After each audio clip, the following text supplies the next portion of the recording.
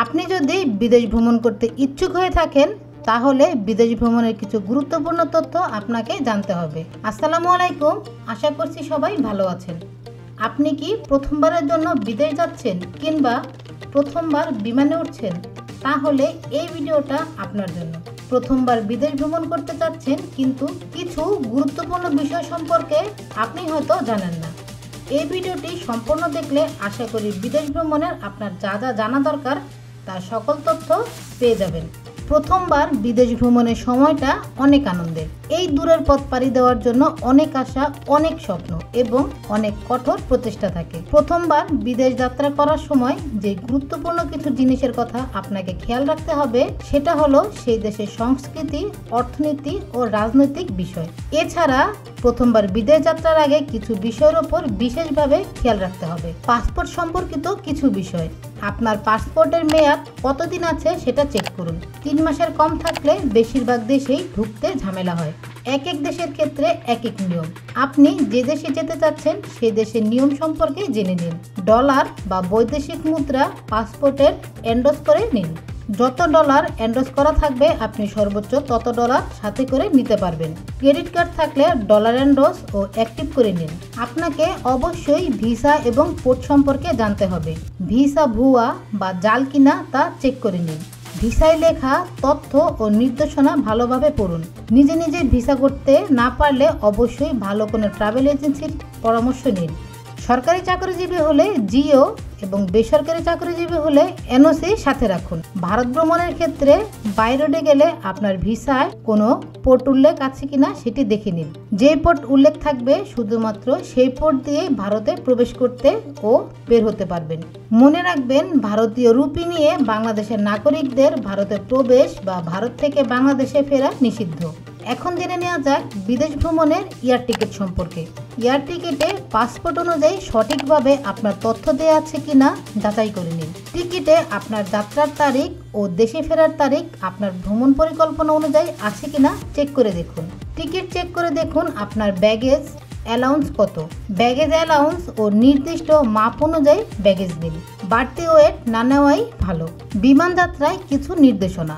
বিমানে যাত্রা করলে প্রথমে আপনি বহির্গমন গেট দিয়ে ফ্লাইটের সময়ের কমপক্ষে 3 ঘন্টা আগে বিমানবন্দরে প্রবেশ করবেন।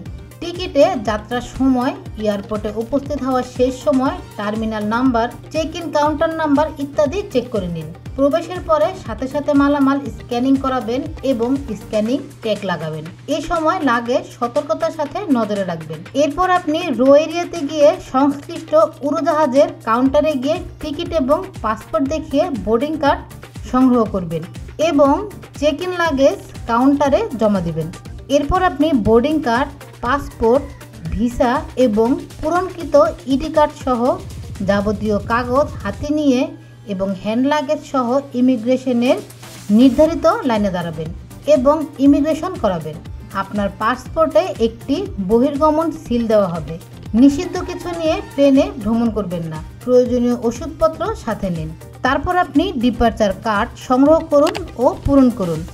এরপর সময় হলে উড়োজাহাজের গেট খুলে দিবে এবং আপনি আপনার বোর্ডিং কার্ডের প্রদেয় আসন নাম্বার অনুযায়ী উড়োজাহাজের আসন গ্রহণ করুন। আপনার হ্যান্ড লাগেজ মাথার উপরে লাগেজ চেম্বারে রাখুন। ল্যাপটপ ব্যাগ সিটের নিচেও রাখতে পারেন। সর্বশেষে সিট বেল্ট বেঁধে উড়োজাহাজে বসে থাকুন। অনেকেরই প্রশ্ন থাকে, একজন যাত্রী সর্বোচ্চ কত ডলার পর্যন্ত সাথে করে নিয়ে যেতে পারবে? কত ডলার সাথে নিতে পারবেন এটা নির্ভর করে আপনি কোন দেশে ভ্রমণ করতে যাচ্ছেন।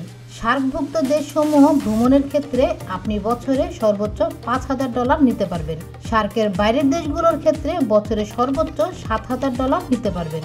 12 বছরের কম বয়সী যাত্রী একজন প্রাপ্তবয়স্ক যাত্রীর অর্ধেক পরিমাণ ডলার সাথে নিতে পারবেন।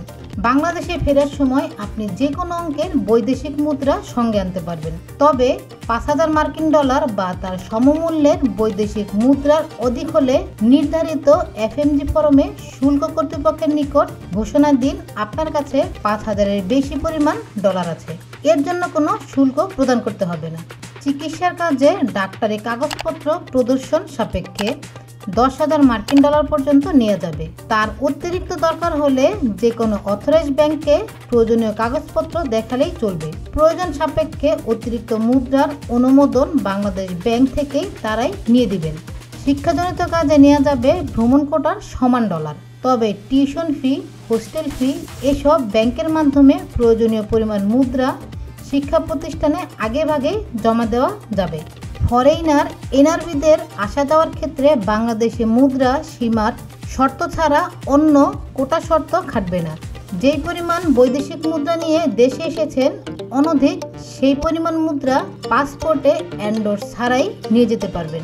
সো ভিউয়ার্স, এই ছিল বিদেশ ভ্রমণের কিছু গুরুত্বপূর্ণ তথ্য নিয়ে আমার আজকের ভিডিওটি কেমন লেগেছে অবশ্যই আমাকে কমেন্ট করে জানাবেন। ভিডিওটি যদি ভালো লেগে থাকে অবশ্যই একটি লাইক দিবেন এবং চ্যানেলটি সাবস্ক্রাইব করার অনুরোধ রইল। দেখা হবে পরবর্তীতে অন্য কোনো ভিডিও নিয়ে।